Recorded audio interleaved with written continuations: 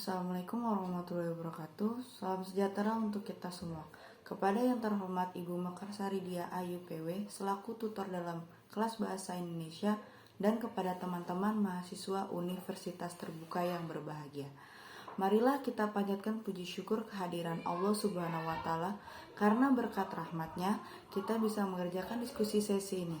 Perkenalkan, nama saya Kusumaning Ayu Sekar Melati dari Danialfat yang akan mempresentasikan tentang topik dampak COVID-19 terhadap kesehatan masyarakat Indonesia. COVID-19 adalah penyakit menular yang disebabkan oleh jenis virus yang baru, yaitu virus corona. Ditemukan pada manusia dan hewan yang menyerang infeksi saluran pernapasan. Penyakit ini berawal dan ditemukan di Wuhan, Cina pada Desember 2019. Penyebaran COVID-19 terjadi sangat cepat, hingga pada akhir 2020 sudah terjadi di lebih dari 200 negara dengan kefatalan yang berbeda. WHO menyatakan pandemi COVID-19 berbahaya karena jumlah kasus positif yang sangat banyak serta kematian yang cukup tinggi. Di Indonesia dilaporkan bahwa kasus pertama COVID-19 terjadi pada bulan Maret 2020 di kota Depok, Jawa Barat. Kasus penularan pertama ini terungkap setelah pasien WNI 01 melakukan kontak dengan WNA Jepang yang ternyata teridentifikasi virus COVID-19 saat diperiksa di Malaysia pada tanggal 14 Februari 2020 dan menyebabkan pasien WNI 01 menularkan kepada ibunya.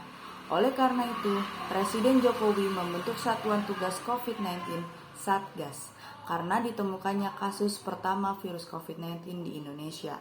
Dan kasus ini sebagai sumber informasi bagi masyarakat untuk mengetahui persoalan kasus COVID-19. Gejala awal infeksi COVID-19 menyerupai gejala flu, yaitu demam, pilek, batuk kering, sakit tenggorokan, dan sakit kepala. Setelah itu, gejala dapat hilang dan sembuh atau semakin parah. Penderita dengan gejala yang berat bisa mengalami demam tinggi, batuk berdahak atau berdarah, sesak napas, dan nyeri dada. Gejala-gejala tersebut di atas muncul ketika tubuh bereaksi melawan virus COVID-19. Secara umum, ada 3 gejala umum yang bisa menandakan seorang terinfeksi COVID-19, yaitu demam, suhu tubuh di atas 38 derajat Celcius, batuk kering, dan sesak napas. Selain gejala di atas, ada beberapa gejala lain yang jarang terjadi, tetapi juga bisa muncul pada infeksi COVID-19, yaitu mudah lelah, nyeri otot, nyeri dada, sakit tenggorokan, sakit kepala, mual, muntah, diare, pilek, menggigil, bersin-bersin, hilangnya kemampuan mengecap rasa, dan hilangnya kemampuan mencium bau atau anosmia.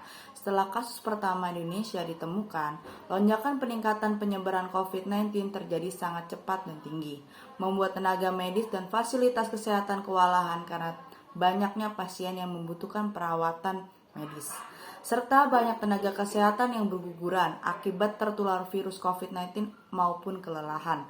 Karena jumlah pasien yang membludak dan meninggal dunia, akibatnya banyak masyarakat stres karena takut dan khawatir tertular virus corona, membuat sistem imun semakin menurun dan berdampak besar pada tingkat kesehatan bagi kehidupan masyarakat di Indonesia.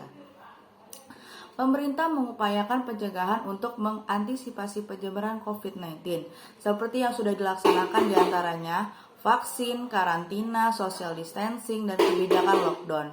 Dalam upaya pencegahan juga turut andil dari seluruh masyarakat, di antara lain mematuhi protokol kesehatan dengan memakai masker, menjaga jarak, mencuci tangan, dan suntik vaksin, agar kita bisa beraktivitas kembali seperti sebelumnya dan corona bisa segera teratasi. Demikian pembahasan yang dapat saya sampaikan mengenai dampak kesehatan COVID-19. Mohon maaf apabila ada kekurangan dan kesalahan dalam penyampaian saya. Terima kasih atas perhatiannya. Wassalamualaikum warahmatullahi wabarakatuh.